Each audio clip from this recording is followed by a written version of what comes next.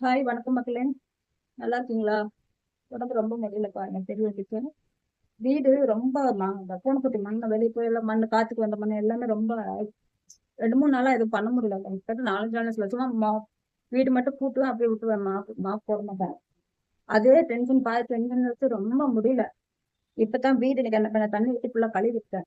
கழுவிட்டு ஒன்னும் 3 கழுவிட்டு எனக்கு ஒரே மொத்தமா ஒரு ரூம் நான் டயர்டாயிரும் படுத்துருவேன்.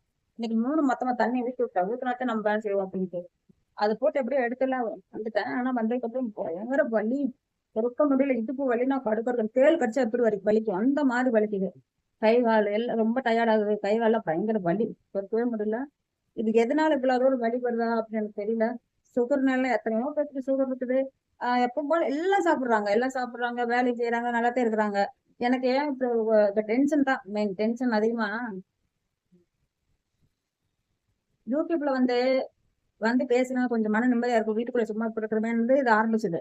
ஆனா அந்த இதை விட இது ரொம்ப வேதனை கொடுக்குது. இன்னும் ஒவ்வொரு இதுக்கும் ஒவ்வொரு பேசுறது, குடிக்கிறது, கமெண்ட் எல்லாமே மன உளைச்சல் இன்னும் அதிகமாயிருச்சு எனக்கு. இப்ப இந்த சண்டை இதுன்னு எல்லாம் வந்து பிரச்சனை ஆகி இன்னைக்கு இருக்கிற நிம்மதியும் போய் சேர்ந்துருச்சு ரொம்ப. எனக்கு என்ன பண்றதுன்னே தெரியல. ஏசி வந்து கிட்டத்தட்ட 10 15 நாள் ஆகி போச்சு. இன்ன வரைக்கும் நான் அதை போய் கூட்டு வந்து அந்த என்னது என்ன போர்டு என்னமோ போயிடுச்சு அப்படின்னாங்க. ரெகுலேஷன் வச்சு 20 போட்டு போயிருந்தான். என்னன்னு தெரியல, ஏதோ சொன்னாங்க. அது எதுவும் பண்ணவும் முடியல, ஒண்ணும் முடியல. எனக்கு ரொம்ப முடியலைங்க. சென்னை போலான்னு பார்த்தா அங்க போறதுக்கு என்னால முடியல. பஸ்ல உட்காந்து போகணும். இல்லை ட்ரெயின் வந்து 2 மணிக்கு தான் இங்க இருக்குது. நைட்டு 1:45 இருக்குது. 1:45 2 மணிக்கு. 2 மணிக்கு போறேன்னா நைட் இருந்து தூங்காமட்டே இருக்கணும். நான் தூங்கணும்னா அந்த நேரத்துக்கு எதிர்த்து ஓட முடியாது கரெக்டா. என்ன தூங்குறதே 10 11 மணிக்கு தூங்குறோம்.